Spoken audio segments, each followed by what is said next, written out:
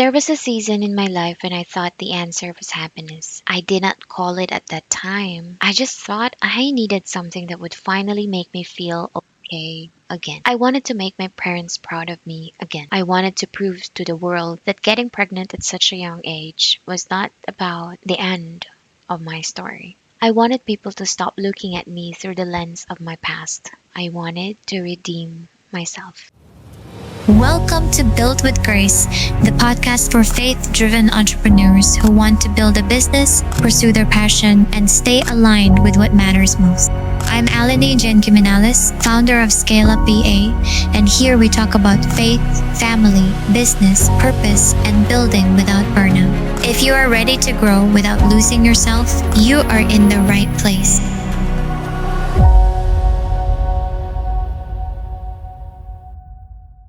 Today, we're talking about something that I think a lot of people quietly wrestle with: the difference between happiness and peace. Because for a long time, I chased happiness in all the places the world told me to chase it: achievement, validation, money, proving myself, being admired, being enough in people's eyes. But Jesus never promised that kind of life. He offered something deeper. He offered peace. Looking back now, I realize I was not just chasing success. I was chasing relief. Relief from shame, from disappointment, from the feeling that I had to make up for my past, from being looked down on, and from feeling like I had something to prove. And that is what made the chase feel so intense. Because when you are trying to heal an inner wound with external things, you will keep running long after your soul is already tired. And that was me. The money was not just money, it was my attempt at redemption. The success was not just success, it was my attempt to prove I was still worthy. The validation was not just validation, it was my attempt to patch up places in me that I had never fully healed. And the problem with that is simple. External things can only touch the outside. They cannot settle the inside. Happiness is fragile. It rises when things are going well. It drops when they are not. Yes, it feels good when people affirm you, but it disappears when they do not. It shows up when the money is flowing, overflowing, and it gets shaky when life gets uncertain. And if your whole emotional life is built on that kind of happiness, then your soul is always going to feel unstable. And that is why I still felt empty. Not because money is bad, not because success is bad, not because there is something wrong with wanting a better life, but because I was asking money to do what money was never meant to do. I was asking it to heal me, settle me, restore me, and to make me feel whole. And money is a terrible savior, and so is success, validation, and external approval. They can make noise around your life, but they cannot calm your soul. This is where Jesus becomes so different from the world.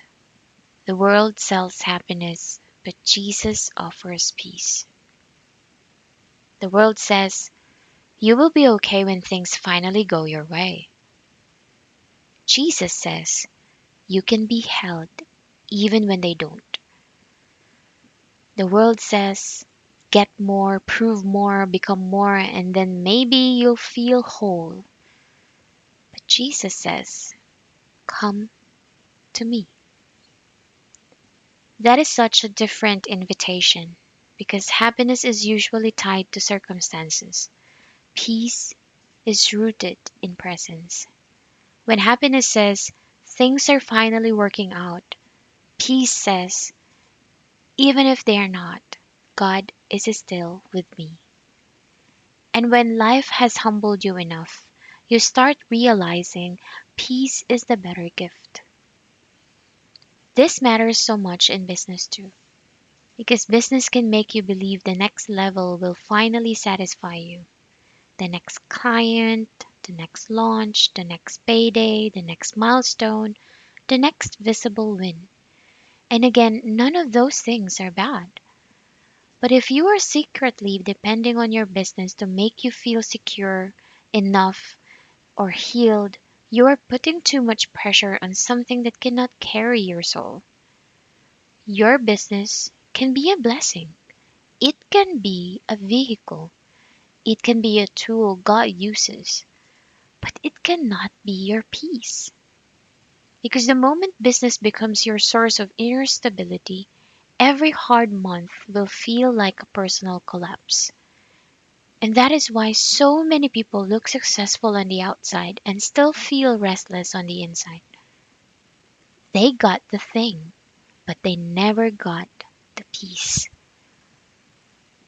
What changed for me was realizing I did not need to keep redeeming myself because Jesus already did that.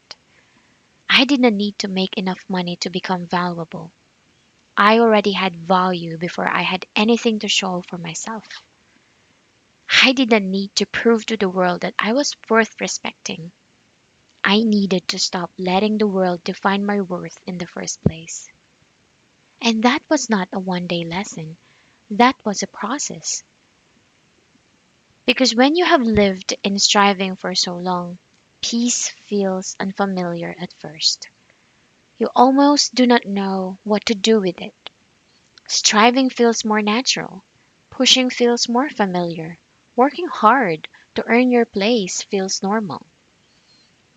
But peace will ask you to trust. Peace will ask you to rest. And peace will ask you to surrender the very things you used to use to feel in control. And honestly, that kind of surrender is not flashy, but it is freeing. Jesus says in John 14:27, "Peace I leave with you, my peace I give to you. Not as the world gives, do I give to you." That line is everything. Not as the world gives. Because the world gives temporary highs. Jesus gives steady peace. The world gives approval that can disappear overnight. But Jesus gives security that does not depend on applause. The world gives happiness with conditions, but Jesus gives peace that can survive pain, waiting, loss, uncertainty, and still remain. That is the kind of peace your soul can actually live on. Maybe you know this feeling. Maybe you got the thing you prayed for. Maybe the money came, the business started growing. Maybe people finally noticed you. And maybe life looks better on paper now.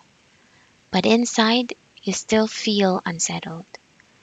I want you to know that does not make you ungrateful. It does not make you broken. It might just mean you discovered that success cannot do what only Jesus can do. And maybe that emptiness is not there to shame you. Maybe it is there to point you back to the one your soul has been needing all along. Not more applause, not more proof, not more striving, just Him. So today I want to leave you with this. Stop expecting happiness to do what only peace can do. Stop asking money to carry what only God can hold. And stop asking success to heal what only grace can restore. Stop asking validation to quiet wounds that need the presence of Jesus, not just another win. Build your business, work hard, grow, steward well, dream big, but never ever confuse external success with inner peace, because they are not the same. Jesus did not come to offer you a shiny, fragile, temporary happiness. He came to give you peace that holds, even when life does not. Thank you for being here with me on this episode of Built with Grace. If this hits something deep in you, sit with it, pray through it. Let God show you where you may have been chasing happiness in places that were never meant to hold your heart. And if you know someone who looks strong, successful, and fine on the outside but feels empty underneath, send this episode to them. Until next time, and please remember this: Jesus did not promise you constant happiness. He offered you something stronger. He offered peace. Thank you for listening to Built with Grace. If this episode encouraged you, share it with someone who needs it. And remember, success can change your lifestyle, but only Jesus can steady your soul.